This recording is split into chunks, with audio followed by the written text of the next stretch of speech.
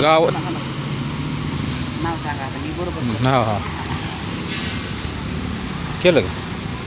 मी संतोष रामभाऊ घोडके, राहणार चिलवडी, तालुका कर्जत, जिल्हा अहमदनगर. चिलवडी येथील दलित वस्तीत जो निधी आलेला होता तो निधी बेकायदेशीरपणे गावातील काही जबाबदार व्यक्तींनी तो निधी स्मशानभूमीसाठी वापरला आहे. आणि तो निधी जो निधी आलेला होता दलित वस्तीच्या सुद्धा सुशोभीकरणासाठी, तो निधी हा बेकायदेशीरपणे तो निधी स्मशानभूमीसाठी वापरला. एवढीच आमची तक्रार BDO साहेबाकडे दिलेली आहे. त्याची व्यवस्थित चौकशी व्हावा हीच विनंती.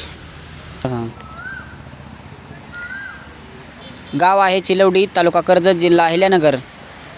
संतोष घोडके यांनी गटविकास अधिकारी यांना समक्ष येऊन जे दलित वस्तीचा निधी ठराविक ठिकाणी वळवलेला आहे आणि त्याच्यात भ्रष्टाचार आढळून आलेला आहे, त्याकरिता संतोष घोडके यांनी चिलवडी गावचे जे नागरिक आहेत त्यांनी गटविकास अधिकारी यांना येऊन निवेदन दिलेलं आहे की संबंधित ग्रामसेवक असतील, राजकीय पुढारी असतील आणि तिथले राजकीय नेते असतील, यांच्या गलिच्छ कामामुळे जे दलित वस्तीचा निधी ठराविक ठिकाणी वळवलेला आहे आणि तो निधी म्हणजे आपला ह्याचा स्मशानभूमीचा निधी आहे.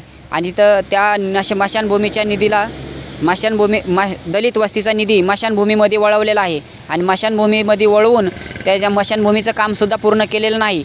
आणि त्या स्मशानभूमीचं काम पूर्ण केलेलं नसतानासुद्धा त्या स्मशानभूमीमध्ये पिविंग ब्लॉकसुद्धा व्यवस्थितरित्या कुठल्याही पद्धतीचे बसवलेले नाहीत.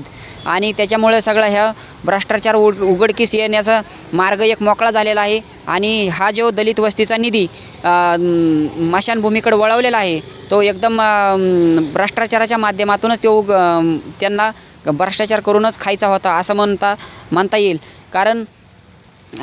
कारण खोटं चिरंतन काळ टिकत नाही हे तितकंच खरं आहे. त्याच्यामुळं चिलवडी गावामध्ये अनुसूचित जाती जमाती मागासवर्गीय जो निधी आहे, जो ठराविक योजनेमधून त्यांना मंजूर झालेला होता, तो निधी ग्रामसेवकांनी आणि तिथल्या पुढाऱ्यांनी ठराविक ठिकाणी वळवलेला आहे.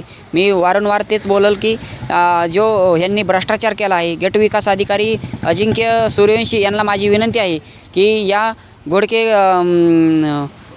घोडकेंची तुम्ही दखल घेऊन त्यांना योग्य तो न्याय देण्यात यावा. कारण ते पुढल्या काही दिवसामध्ये आमरण उपोषणाची घोषणा करणार आहेत. ते कारण मला एवढंच सांगायचं आहे की दलित वस्तीचा निधी कुठंही वापरता येत नाही. तो योग्य रीतीने त्याचा वापर व्हावा आणि त्याची चौकशी करून संबंधित ग्रामसेवक असतील, संबंधित त्याच्यात हस्तक्षेप करणारे असतील त्यांच्या कायदेशीर कारवाई करण्यात यावी. New Maharashtra news, Karjat.